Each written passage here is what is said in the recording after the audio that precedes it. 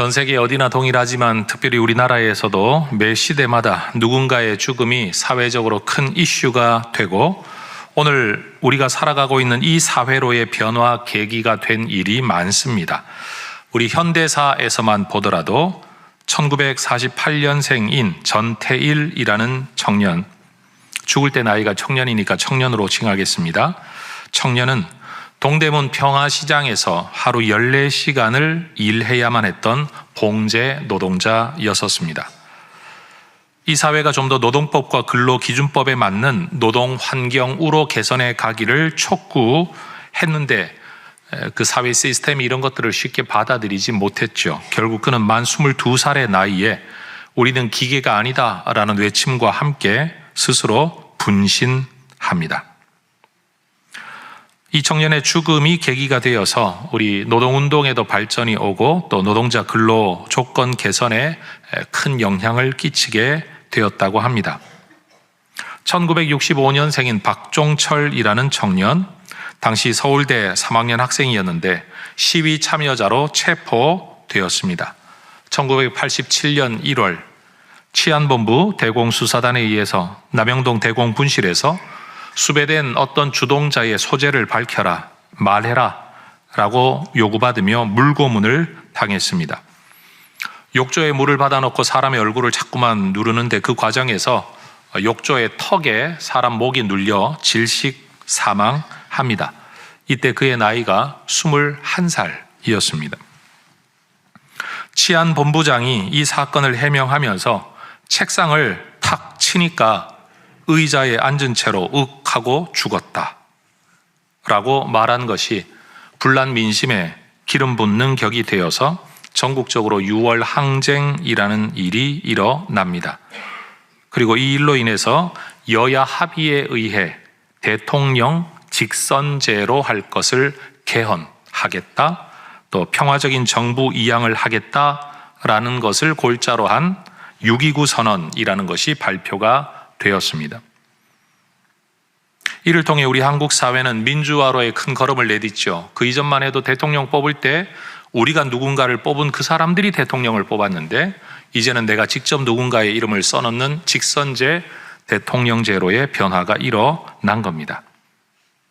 우리의 역사라는 것이 늘 누군가의 희생이 있어야만 긍정적 전환이 이루어진다라는 건 참 아쉬운 일입니다. 함께 더 나은 사회를 만들어 가려고 애쓰면 좋은데 대부분의 경우는 살던 대로 사는 경우가 많고 정말 어려운 일, 힘든 일을 겪어야만 비로소 뭔가 변화하는, 떠밀려서 변화해야만 되는 상황, 사회가 그렇게 변화해 왔습니다. 바로 이 과정에서 저는 이런 질문을 해볼 수 있을 것 같습니다. 저는 전태일이라는 박종철이라는 이분의 얼굴을 한 번도 본 적이 없습니다. 세상 말로 모르는 사람입니다. 그렇다면 이 두 사람의 죽음과 이 사건은 내게 아무런 의미가 없는가? 라고 질문을 하면 그렇지는 않다라고 대답할 수밖에 없습니다. 오늘 이 시대를 살아가고 있는 저와 여러분 모두는 이런 사람들에게 빚지고 있습니다. 우리가 그 상관관계를 정확하게 모르거나 아니면 내가 의식하거나 인식하지 못하고 있을 뿐이지 분명 오늘의 우리는 그들을 비롯한 우리 역사의 선배들과 선조들의 희생의 기반 위에 오늘을 누리며 살아가고 있다라는 건 분명해 보입니다. 이제 바로 그런 점에서 예수님의 십자가 사건 역시 우리가 원했던 것도 아니고 요청했던 것도 아니고 목격했던 것도 아니지만 우리는 분명 2000년 전 그 사건의 결과로 인한 혜택을, 유익을 누리며 살아가고 있습니다. 더군다나 십자가 사건은 역사상에 있었던 어떤 위인들이나 또는 희생자들의 경우와는 비교할 수 없을 만큼 절대적 영향을 끼친 전 인류적, 전 지구적, 전 역사적 사건입니다. 예수님의 십자가 죽음이 도대체 나와 무슨 상관이 있는가를 질문하는 우리에게 성경은 예수님의 십자가 사건이 우리가 몰랐었고 의도하지도 않았고 기획하거나 요청한 것도 아니지만 우리에게 생명을 주기 위한 하나님의 어마어마한 계획의 사건이었다는 것을 우리는 배우게 됩니다. 한번 따라해 보십시다. 내가 원치 않았다고, 내가 몰랐다고, 내 삶과 관계없는 것은 아닙니다. 그렇습니다, 여러분. 사실 우리가 어렸을 때 우리 부모님들이 우리에게 무슨 희생을 했는지 다 알지 못합니다. 우리를 길러내기 위해 우리 아버지들이 회사에서, 여러분 가정 바깥에서 무슨 일을 겪었는지 우린 다 알지 못합니다. 그러나 내가 몰랐다라고 해가지고 아무 일이 없었다라고 말할 수 없는 것이고, 여러분 우리가 혼자 컸다고 말할 수는 없는 일이지요. 당장 내 부모님과의 관계만 두고 보더라도 내가 모를 뿐이고 아버지 어머니가 말하지 않았기 때문에 내가 몰랐을 뿐이지, 여러분 그 모든 희생의 결과로 오늘 우리가 여기 와 있다는 것, 그렇게 한 걸음 한 걸음 뒤로 올라가다가 보면 결국 우리 예수님의 사건도 내가 몰랐다, 네가 봤냐? 라는 말로 함부로 치부할 수 없는 사건이라는 겁니다. 예수님의 십자가 죽음의 배경은 이러합니다. 일반 백성들이 보기에도 예수님의 가르침은 기존의 유대교 지도자들 또는 성경 교사들, 우리가 흔히 랍비라고 말하는 사람들과는 많이 달랐던 모양입니다. 제사장과 바리새인들 곁에서 그들의 삶과 사역을 늘 보고 들었던 사람들이 있는데, 성경은 요한복음 7장 46절에서 이들을 일컬어 아랫사람들이라는 말로 표현합니다. 영어 성경을 보면 이들을 일컬어 템플 폴리스라는 말을 씁니다. 성전 경비대. 다시 말해 여러분, 성전을 중심으로 하여 늘 그들을 수종들고 제사장의 드나듦을 보고 그들이 하는 일을 보고 그들의 가르침을 듣고 사람들이 그들과 어떤 관계를 맺는지를 항상 보아왔던 사람들이 예수님에 대하여 보고할 때 그들이 뭐라고 말을 했느냐? 그 사람이 말하는 것처럼 말하는 사람은 이때까지 없었습니다. 이 구절을 읽으면 저는 이런 생각이 드는 거예요. 교회 안에서 일하고 있는, 그것을 생업으로 삼고 있는 교회 관리 집사님, 아니면 어떤 분들, 심지어 예를 들어 부교역자 같은 분들이 여러분 오늘날 그런 말을 하는 거예요. 이런 식으로 설교하는 목사님은 내 평생에 본 적이 없습니다 라고 말하는 것처럼, 여러분 모든 일과 모든 정황과 일상의 모든 것들을 너무나도 잘 알고 있는 그 사람들이 보기에도 예수님은 남다른 분이었다라는 거죠. 그래서 많은 사람들이 예수님에게 특별한 관심을 가지게 되었습니다. 거기에 더해 예수님이 행하시는 기적은 사람들이 그동안 봐오지 못했던 정말 놀라운 일이었습니다. 한 사람의 인생에 기적이 한 번만 나타나도 두고두고 이야기할 텐데, 여러분 예수님은 가는 곳마다 기적을 일으키시니 여러분 이건 정말로 놀라운 일이었죠. 훗날 예수님이 십자가 죽음 앞에서 제각기 도망했던 제자들도 비록 자기가 도망은 가고 있지만 그 예수님을 추억하며 뭐라고 말을 하느냐? 말과 일에 능하신 선지자였었다라는 말로 예수님을 추억합니다. 그러나 백성들이 예수님에게 대하여 이렇게 남다른 기억, 기대를 가지고 있었던 것과는 다르게 부정적인 관점으로 예수님을 바라보는 사람들도 있었습니다. 그들은 유대교 종교 지도자들, 정치 지도자들이었습니다. 누가복음 11장 말씀을 보면 그들을 향한 예수님의 태도는 상당히 비판적이었습니다. 예를 들면 그런 거죠. 너희가 겉은 멀쩡해 보이지만 속은 썩어 있다. 그래서 마치 회칠한 무덤과 같다. 아니면 땅바닥에 시신이 들어가 있는데 그 위에 아무것도 표 안 나게 장례를 해버린 평토장한 무덤과 같다. 이런 말을 들으니 그 말을 듣는 대상이 되는 사람들이 예수님을 좋은 마음으로 볼 수는 없었을 것입니다. 더군다나 예수님은 인간으로서는 절대 할 수 없는 말, 예를 들어 너의 죄 사함을 받았느니라, 이런 말을 들을 때 그들은 예수는 더 이상 내어버려 두어서는 안 될 인물이라고 여겼습니다. 왜? 여러분 유대교 신학과 신앙 체계 안에서는 이건 도무지 용납할 수 없는 신성모독적인 표현이었기 때문입니다. 죄 사함은 하나님만 말할 수 있는 일이지 어떻게 인간이 그것을 가타, 부타 할 수 있느냐라는 것입니다. 그런 중에도 그들은 백성들 사이에서 점점 커져가는 예수의 영향력을 주목하고 있었습니다. 심지어 일반 백성들 중에 누군가는 이런 예수가 우리의 지도자가 되어야 되는 것 아니냐, 억지로 임금 삼으려는 사람들도 있었다라고 성경은 기록합니다. 유대교 지도자들은 예수님께서 이렇게 남다른 가르침과 남다른 기적을 계속 행하게 된다면 모든 사람들이 결국은 예수님 따르게 되지 않을까? 이것을 염려하고 걱정했습니다.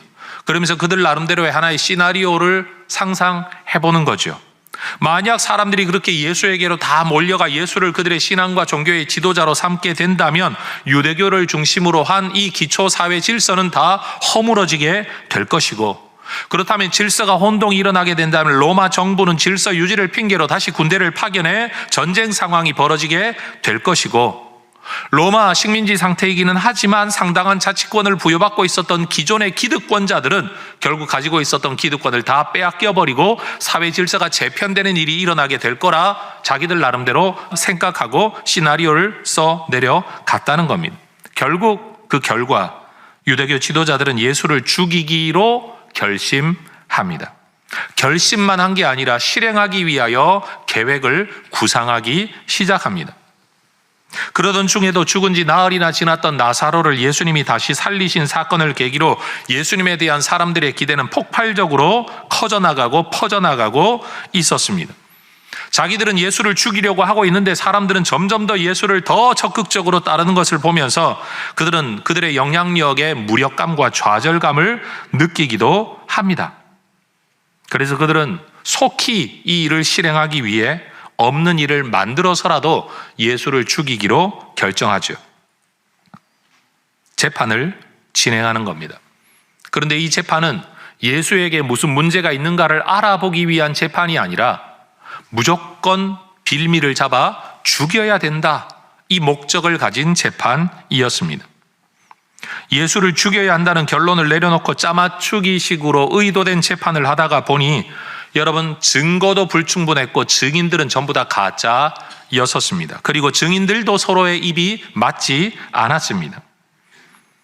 없는 죄를 만들어서라도 반드시 예수를 죽이고야 말겠다 하는 이 부조리한 재판 과정에서 예수님은 이런 반구 대답하지 않으십니다. 침묵하십니다. 어떻게든 예수를 죽여야 될 결론을 내려야 되겠다고 마음먹고 앉아있는 재판관이었던 대제사장, 증인들이라고 나와서 하는 말이 너무 한심스럽고 앞뒤가 맞지 않고 예수는 침묵하고 있고 일의 진척은 없으니 너무 답답해서 자기가 직접 신문을 합니다. 오늘 본문 61절의 말씀에 대제사장이 예수님에게 이런 질문을 하죠. 따라하십시다. 네가 찬송받을 이의 아들 그리스도냐?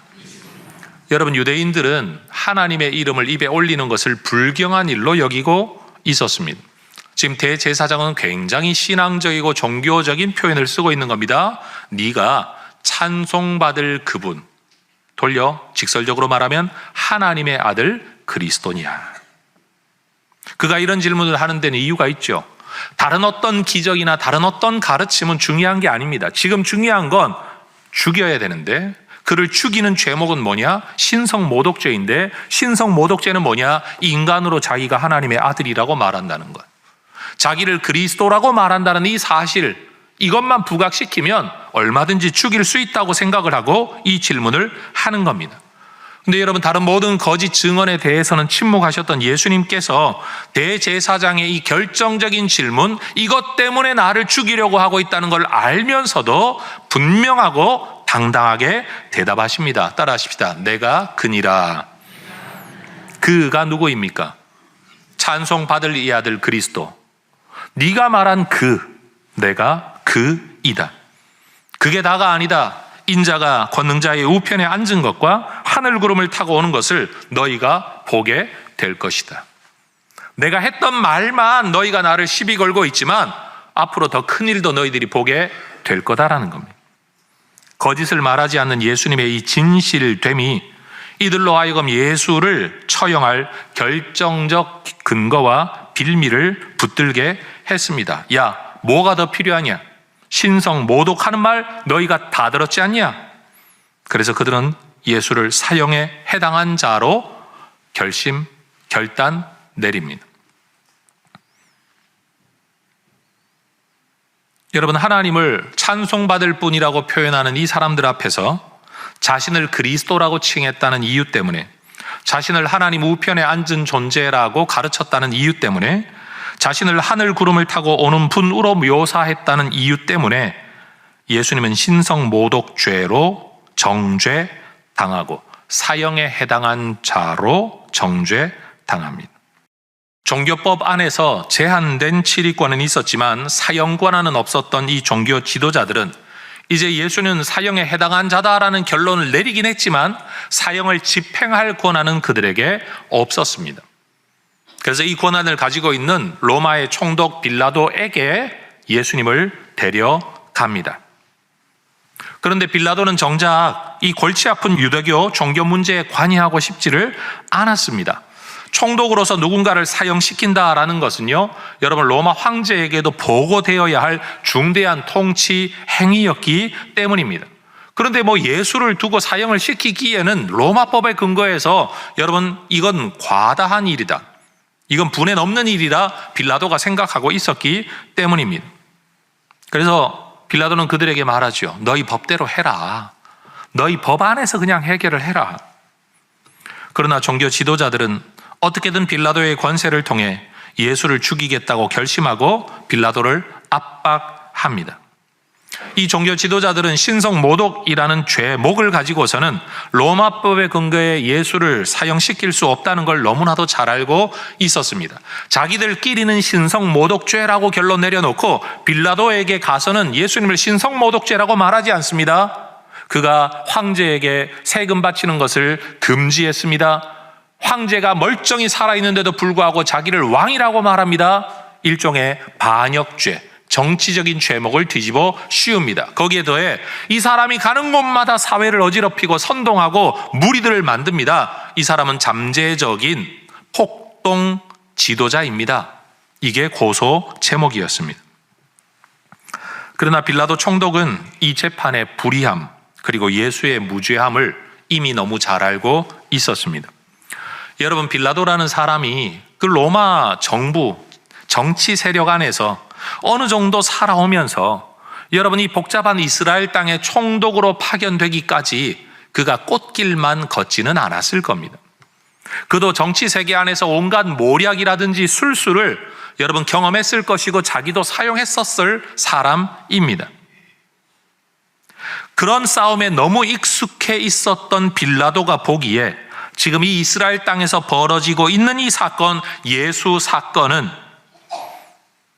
그가 보기에도 기득권을 가진 종교 지도자들이 예수를 시기하여 일어난 일이라는 것을 그는 이미 간파하고 있었던 것입니다.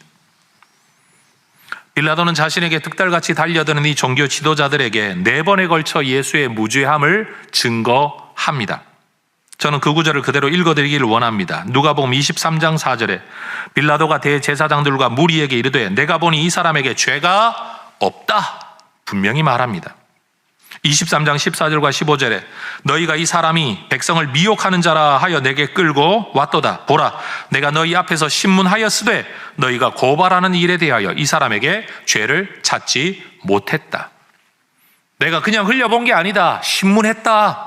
다 알아보았다. 조사했다. 그러나 너희가 고발하는 죄는 이 사람에게 없다. 15절에서 또 뭐라고 말합니까?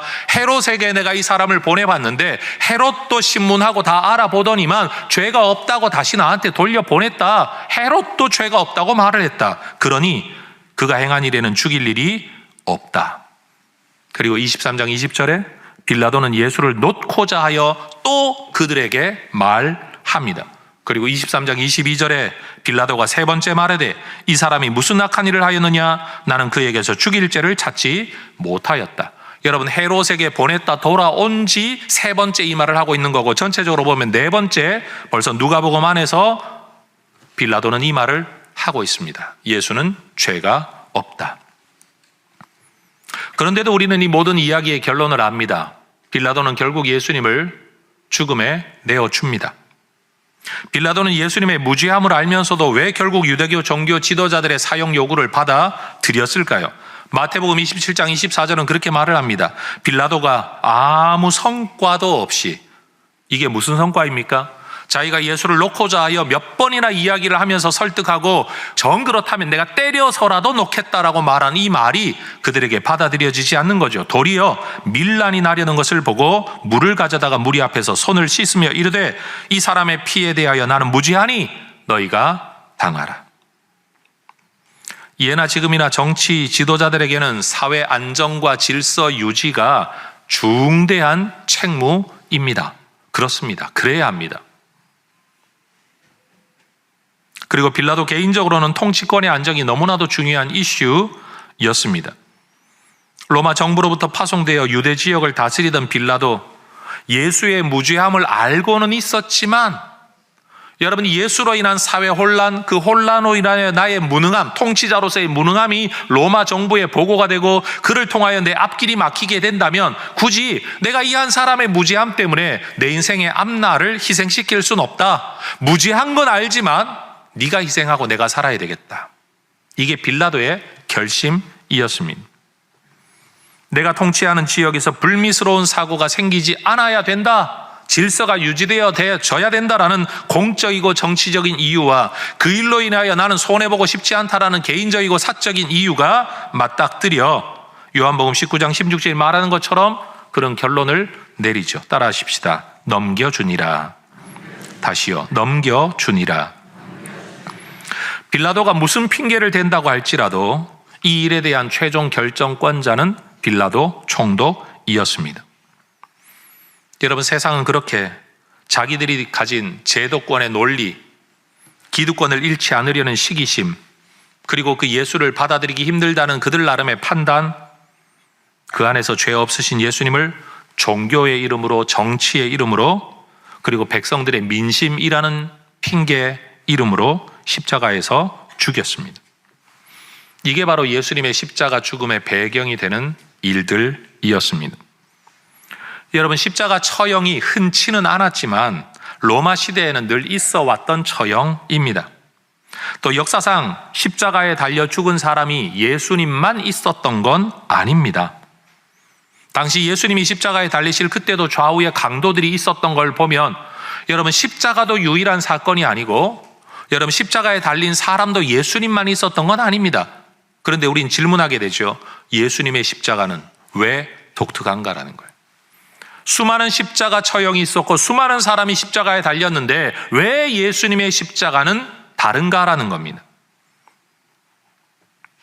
만약 예수님의 십자가 죽음이 그저 억울한 한 사람의 죽음이라면 이 죽음이 우리에게 주는 의미는 안타깝다, 아쉽다, 불쌍하다, 이 세상의 부조리함의 탄식 정도로 끝나야 마땅합니다.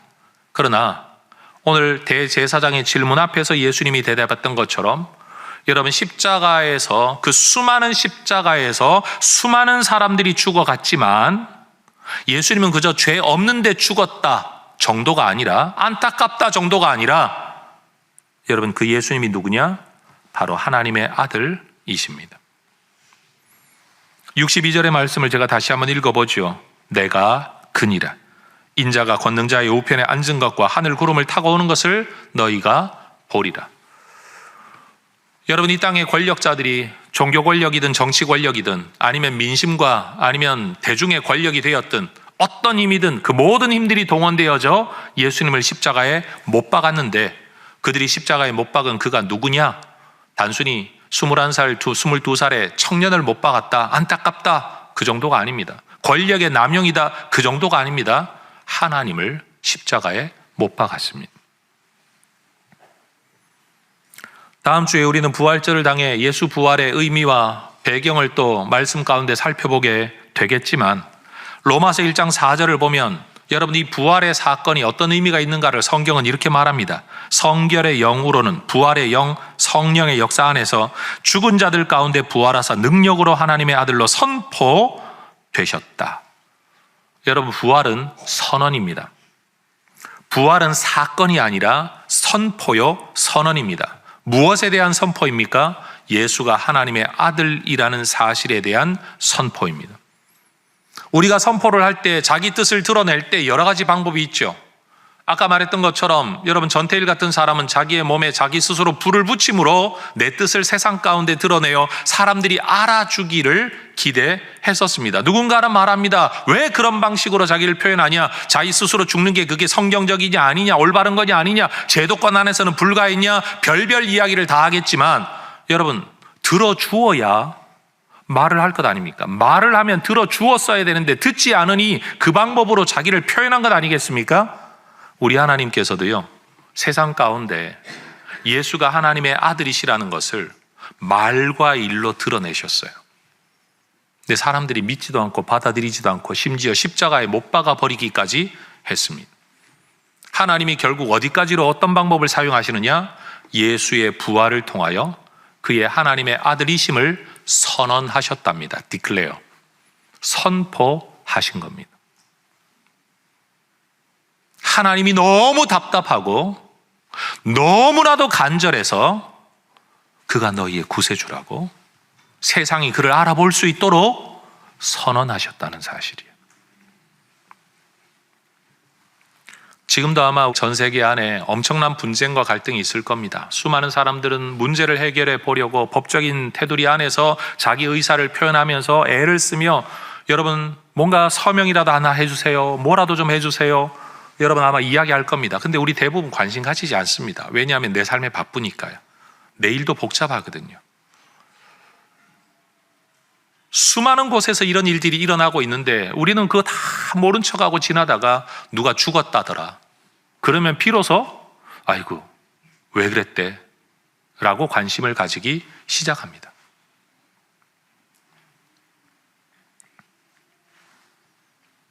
기득권을 지키려는 인간들에 의해 십자가에 못 박혀 돌아가신 예수님. 그분은 예수님이 그동안 이 땅에 계시는 동안 계속 말씀해 왔던 것처럼 그분은 하나님의 아들, 우리의 죄를 위한 구세주 그리스도이십니다.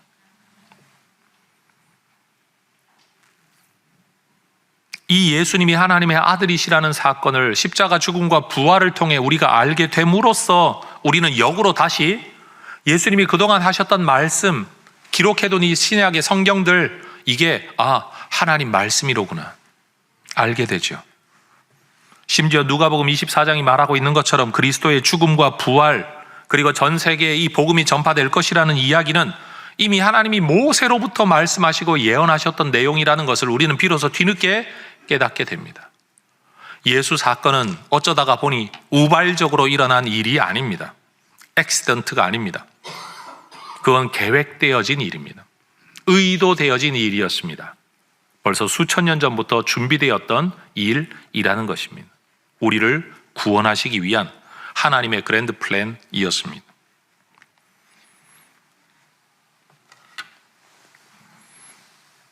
사도행전 20장 28절의 말씀을 보면 교회를 일컬어 하나님이 자기 피로 사신 교회라는 성경의 표현이 나옵니다.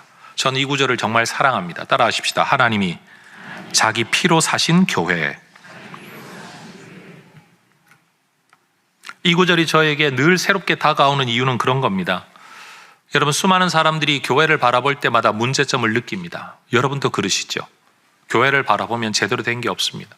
유튜브에 나오는 설교 가운데 사람들이 더 많이 좋아요를 누르고 클릭을 하는 건요, 교회에 대한 비난입니다. 목사들이 이렇게 잘못했다, 누가 이렇게 잘못했다, 교회가 이런 비리가 있다.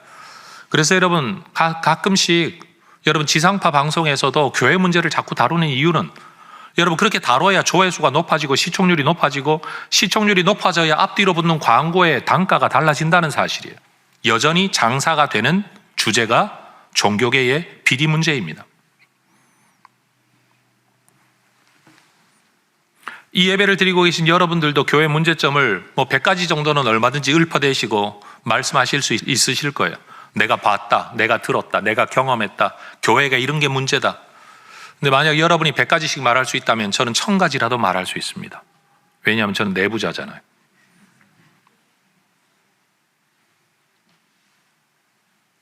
그런데도 저는 여전히 지금 이 자리에서 교회를 위한 일꾼으로 살아가고 있습니다. 목사님이야 직업이 목사니까 기득권을 위해 밥 먹고 살려면 그 집 계속 해야지 라고 말씀하실 수도 있겠죠. 그런데 여러분 이런 생각 한번 해보십시오. 내가 낳은 내 자식, 내 아이의 장점과 단점을 누구보다도 부모가 제일 잘 압니다.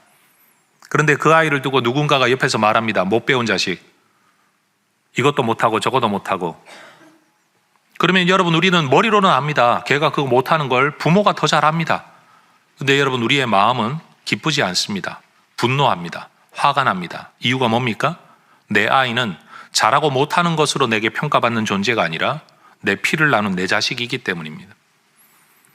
오늘날 수많은 사람들이 교회를 두고 평가합니다. 객관적으로 평가합니다. 한 발 물러서서 평가합니다. 잘하고 못하는 것으로 평가합니다. 그런데 우리 주님은 교회를 객관적으로 바라보시는 게 아니라 주관적으로 바라보십니다. 왜요?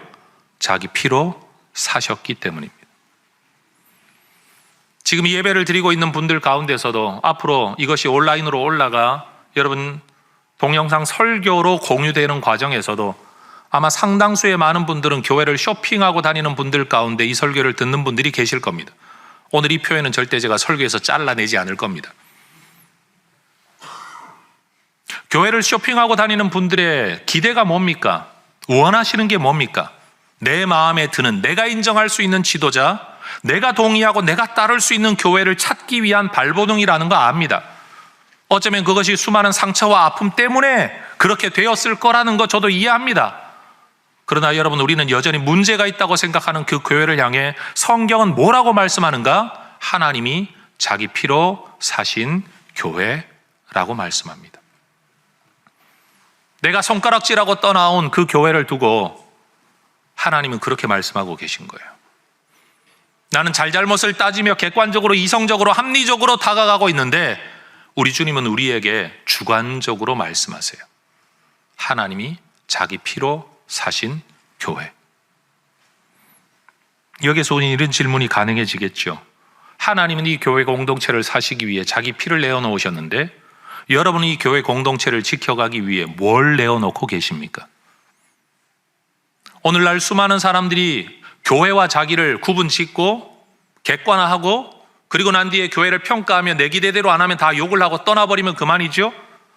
그런데 그 교회를 일구기 위해 여러분 바로 잡겠다고 달려들어 남을 깨뜨리는 사람도 봤어요. 고소하는 사람도 봤어요. 욕하는 사람도 봤어요. 멱살 잡는 사람들도 봤어요. 그런데 자기가 죽어가며 그 모든 부족함을 채우려고 하는 사람은 별로 없어요.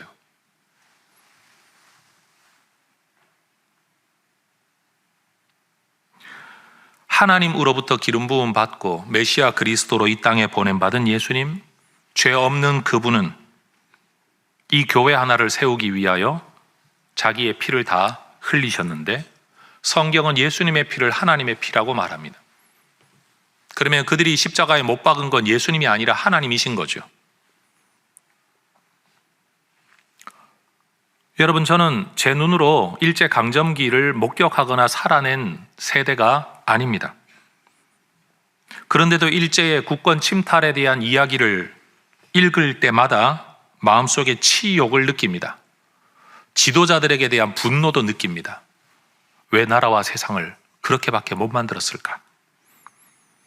명성황후에 대한 시의 이야기를 들을 때는요, 말할 수 없는 울분이 제 안에서 치밀어 오릅니다.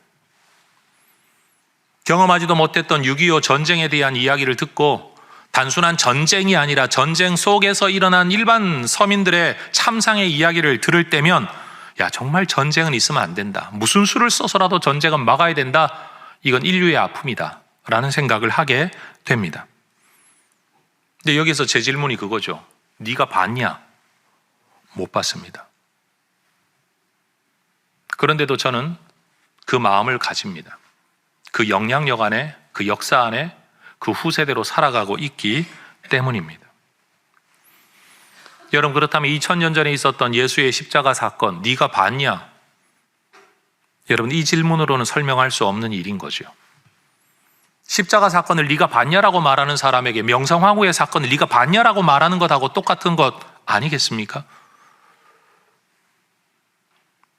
하나님의 이름을 부르기도 불경하게 여길 만큼 종교적이고 경건을 자처하는 사람들에 의해서 하나님의 이름을 높이겠다는 하나님의 영광을 빌미로 신성 모독이라는 죄명을 갖다 뒤집어 씌우고 억지스러운 세상법을 적용해서라도 비겁하게 내 손이 아니라 남의 손을 빌려서 그것도 지독한 죄인들만 처형하는 십자가 위에서 하나님의 아들이 죄인의 누명을 뒤집어 쓰고 죽임을 당했습니다. 여러분, 이게 십자가 사건입니다. 세상은 예수를 십자가에 못 박아 죽였지만 그들이 십자가에 못 박은 것은 예수님, 그 예수님이 아니라 하나님이었습니다. 그리고 하나님의 사랑이었고 하나님의 계획이었고 하나님의 뜻이었습니다. 그들은 그 모든 것들을 거절한 겁니다. 그들은 예수님의 모든 가르침을 거짓이라고 이야기했지만 그것은 거짓이 아니라 사실이었습니다. 몰라서 그랬다라고 한다면 무지함으로 인한 죄이겠죠. 알았다고 한다면 그 죄의 크기는 더 이상 더 크게 커져야 마땅할 겁니다. 자, 이제 오늘 이 설교를 듣는 분들, 온라인으로 듣든 현장에서 듣든 이 설교를 들으신 분들, 설교 시작부터 지금까지 귓구멍을 막고 계시지 않았다면 이제 여러분들은 십자가에서 누가 죽었느냐 모른다고 말할 수 없습니다. 큰일 났습니다. 어쩌시겠습니까? 이제 남은 건 한 가지입니다. 믿을 건지 말 건지, 받아들일 건지 말 건지에 대한 결단입니다. 저는 우리가 예수님을 알고 그 예수님을 믿음으로 받아들여 예수 안에서 하나님의 자녀된 삶을 살다가 우리 주님이 우리를 위해 예비하고 계신 처소 천국에 모두가 들어갈 수 있기를 주의 이름으로 축원합니다. 그게 우리의 믿음이고 그 이야기를 전하는 게 저의 사명이고 거기에 우리 모두가 들어가게 되는 것이 우리의 꿈입니다. 성경 두 구절을 여러분과 함께 읽기를 원합니다. 마가복음 16장 16절 같이 한번 읽어보십시다. 믿고 세례를 받는 사람은 구원을 얻을 것이요 믿지 않는 사람은 정죄를 받으리라. 로마서 10장 9절 같이 읽으십시다. 네가 만일 내 입으로 예수를 주로 시인하며 또 하나님께서 그를 죽은 자 가운데서 살리신 것을 내 마음에 믿으면 구원을 받으리라. 예수님이 그렇게 말씀하셨고 성경이 이렇게 말하고 있습니다. 여러분, 예수님 사건은 그냥 그런 일이 있었나 보다가 아니라 여러분, 인간의 죄가 그렇게 표현되어졌고 그 인간의 죄를 짊어지시고 예수님은 그런 일을 당하셨고 예수님은 그 모든 죄의 결과인 죽음을 이기고 부활하셔서 우리의 구세주이심을 세상 가운데 드러내셨습니다. 어쩌면 오늘 우리도 유대 종교 지도자들과 동일한 죄를 저와 여러분도 범하고 살아가고 있다고 말하는 것이 옳을 것 같습니다. 왜냐하면 우리는 주의 말씀을 듣기를 부담스러워 하잖아요. 왜? 받아들이기 힘들어서요. 왜 받아들이기 힘들죠? 이걸 받아들이면 기존에 내가 살아왔던 내 삶이 깨어질 것 같으니까. 내 삶의 기득권이 여러분 잃어버릴 것 같으니까. 내가 살아왔던 방식대로 살아갈 수가 없으니까. 내가 편안하게 내가 원하는 대로 살아가려면 이걸 거부해야만 내 삶을 살아갈 수가 있는 거예요. 이걸 인정하려니 내가 거부당하니 결국 우리는 예수를 죽이죠. 지금도 우리는 예수를 죽이고 살아갑니다. 설교를 들으면서도 속으로 그건 네 생각이다, 그건 네 말이다, 어떻게 설교를 그렇게 할 수 있냐, 강압적이지 않냐 라고 생각하는 이 모든 것들은 결국 나를 지키기 위한 우리의 죄성의 발로입니다. 뭘 지키는 거죠? 여전히 내 뜻대로, 내가 원하는 대로, 내가 하나님이 되어, 내가 주인 되어 내 인생을 살아가려고 하는. 그런데 정작 내가 주인 되어도 내가 나를 책임을 못 진다는 사실을 알면서도 우리는 그 삶을 추구합니다.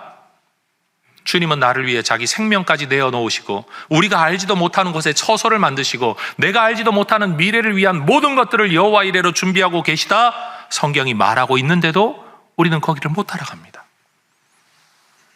전 우리 모두가 진짜 예수 믿음 안에서 예수 신앙 안에서 살아가는 예수쟁이들이 될 수 있기를 소망합니다. 2000년 전에 예수를 죽인 건 종교 지도자들이었겠지만 정치 지도자들이었겠지만 그들의 죄성은, 그들의 습성은 여전히 오늘 우리에게 이어져 내려오고 있습니다. 교회 안에 있으나 밖에 있으나 마찬가지입니다. 목사이나 성도이나 상관없습니다. 우리 안에 이게 다 있습니다. 그래서 우리는 굉장히 모순적인 존재입니다. 한쪽으로는 예수를 죽이는 죄를 범하고 있고 한쪽으로는 그 예수를 또 믿고 있는 존재. 그러나 저는 믿습니다. 이런 죄가 있음에도 불구하고 여전히 예수를 십자가에 못 박고 있음에도 불구하고 그 예수님이 우리를 구원해 주실 것을 믿습니다.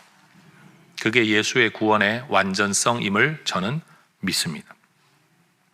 여러분, 예수 십자가 죽음 그저 있었던 역사적 하나의 사건으로만 끝내지 말고 그 배경 속에 나타난 인간의 모습, 그 인간의 모습 속에 발견되어지는 나의 모습, 그 속에서 우리가 붙들 수 있는 건 은혜 외에는 없다는 사실, 그리고 그 예수님에 대한 분명한 지식과 깨달음이 우리 모두에게 있어지기를 주의 이름으로 축원합니다. 기도하겠습니다.